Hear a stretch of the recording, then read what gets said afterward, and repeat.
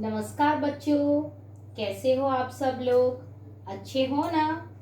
मैं कृष्णा पर्वतिया स्वनिर्भर प्राथमिक शाला से कक्षा 8 विषय हिंदी की इस वीडियो में आपका हार्दिक स्वागत करती हूँ। बच्चों, हमने हमारी पिछली वीडियो में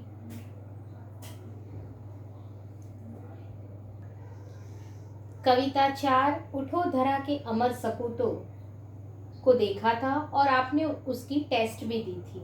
आशा रखती हूँ कि आपने बहुत अच्छी तरह से उसकी टेस्ट दी होगी। बच्चों, आज हम हमारे निबंध लेखन की ओर आगे बढ़ते हैं। मैंने आपको बहुत पहले जब हमने पाठ 2 पूर्ण किया था तब एक निबंध लिखवाया था, मेले की मुलाकात। आशा रखती हूँ कि आपने वह निबंध भी अच्छे से तैयार कर लिया होगा। बच्चों, कक्षा 8 में आपको पाठ के आधारित, त्योहार के आधारित और ऋतु के आधारित निबंध परीक्षा में पूछ सकते हैं।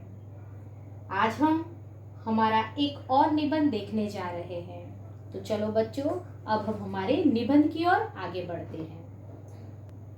बच्चों, निबंध शुरू करने से पहले मैं आज आपको कुछ चित्र दिखाने जा रही हूँ। यहाँ आपको एक चित्र दिख रहा है। इस चित्र में 2 बच्चे छाता लेकर बारिश में बहुत ही खुश नजर आ रहे हैं। बराबर है ना बच्चों? अब एक और चित्र आगे देखते हैं हम। ये चित्र में आप देख रहे हो कि बारिश के कारण बहुत सारी हरियाली और पेड़ पौधे हरे भरे नजर आ रहे हैं। बच्चों, आप इस चित्र में देख रहे हो कि मोर पूरे पंख फैलाकर नाच रहा है। और आप जानते हो कि ऐसा कब होता है? जब बारिश आती है। बराबर है ना बच्चों, यह चित्र देखकर तो आप समझ ही गए होंगे कि बारिश का मौसम है और किसान अपने खेत में खेती कर रहा है। बराबर है ना बच्चों? और ये आगे के चित्र में भी आप देख रहे हो कि सब किसान जो भी है वह अपने खेत में खेती कर रहे हैं। बराबर है ना? तो देखा बच्चों, आज आपने जितने भी चित्र देखे वह चित्र देखकर तो आप समझ ही गए होंगे कि आज हम वर्षा ऋतु पर निबंध सीखने जा रहे हैं। बराबर है ना बच्चों? तो चलो आज हम हमारे इस निबंध लेखन में वर्षा ऋतु निबंध के बारे में जानेंगे और उसे किस तरह लिखते हैं वह भी देखेंगे। तो चलो बच्चों, आज हमारे वर्षा ऋतु निबंध की ओर हम आगे बढ़ते हैं।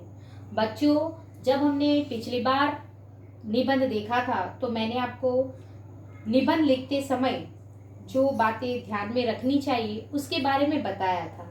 आज फिर से एक बार याद करवा देती हूँ कि निबंध लिखते समय हमें कौन सी बातों को ध्यान में रखना चाहिए। पहली बात है कि निबंध का प्रारंभ आकर्षक और विषय से संबंधित होना चाहिए। निबंध के मध्य भाग में विषय की चर्चा करनी चाहिए। निबंध का अंत प्रभावशाली और छोटा होना चाहिए। निबंध की भाषा व्याकरण और वर्तनी की दृष्टि से शुद्ध होनी चाहिए। निबंध के वाक्य सरल और स्पष्ट होने चाहिए। निबंध में सरल और परिचित शब्द का प्रयोग करना चाहिए। आवश्यक हो वहां उचित विराम चिन्हों का प्रयोग करना चाहिए। निबंध में किसी बात या विचार की पुनरावृत्ति नहीं करनी चाहिए। निबंध की लिखावट स्वच्छ और सुंदर होनी चाहिए। लिखने के बाद निबंध को एक बार ध्यान से पढ़ लेना चाहिए और यदि कोई भूल रह गई हो तो उसे सुधार लेना चाहिए। बच्चों, आप यह सभी बातों का ध्यान रखकर निबंध लिखेंगे तो आपका निबंध बहुत ही अच्छा और सही ढंग से आप निबंध लिख सकोगे। तो चलो बच्चों, अब हम हमारे निबंध की शुरुआत करते हैं। वर्षा ऋतु। बराबर है बच्चों? वर्षा ऋतु में हम उसकी पहले प्रास्ताविक देखेंगे, फिर वर्षा ऋतु से पहले की स्थिति के बारे में लिखेंगे, आगमन के बारे में देखेंगे, वातावरण पर उसका असर किस प्रकार होता है वह देखेंगे, लोगों पर वर्षा ऋतु का प्रभाव कैसा पड़ता है वह देखेंगे और महत्व भी देखेंगे।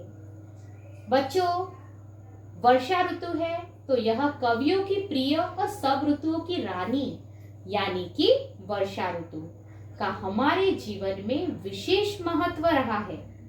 खास करके भारतीय जीवन कृषि प्रधान है, इसलिए वो हमारी भाग्य विधात्री भी है। वर्षा ऋतु का आरंभ आषाढ़ मास से होता है।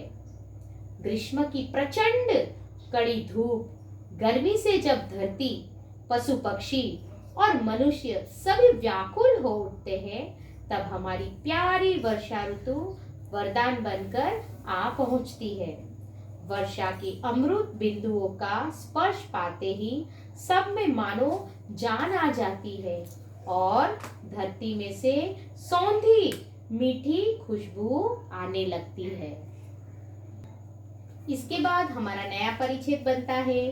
बादलों की गड़गड़ाहट, बिजली की कड़कड़ाहट से वनों में मोर पपीहे नाचने लग जाते हैं। बराबर है ना बच्चों? हमने आगे चित्र में भी देखा है।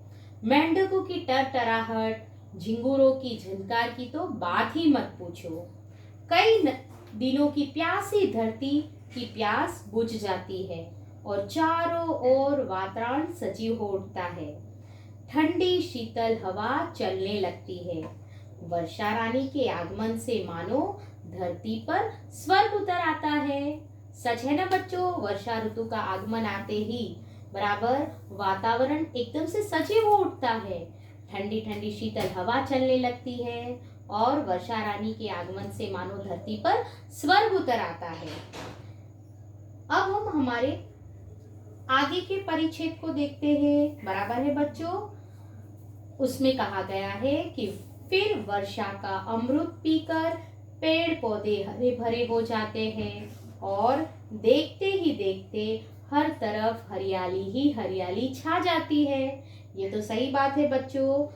वर्षा का अमृत यानी वर्षा का पानी पीकर पेड़ पौधे हरे हरे हो जाते हैं। हम जहाँ भी देखते हैं वहाँ हमें चारों तरफ हरियाली ही नजर आती है।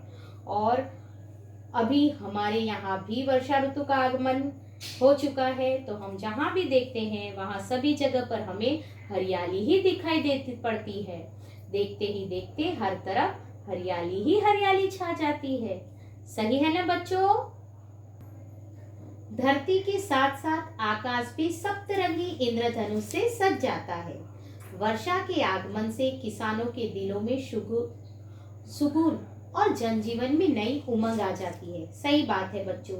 हमने चित्र में भी देखा है कि वर्षा आने से सभी किसान खुश हो जाते हैं। छोटे छोटे बच्चे भी जी भरकर बरसती बारिश में स्नान का मजा लूटते हैं, तो कुछ बच्चे कागज की नावें बनाकर बहते पानी में तैराने का आनंद लूटते हैं। सही बात है ना बच्चों? क्योंकि बच्चों को बारिश बहुत पसंद होती है। हमने चित्र में भी देखा है। और कुछ बच्चे कागज की नावें बनाकर बहते पानी में तैराने का आनंद भी लूटते हैं।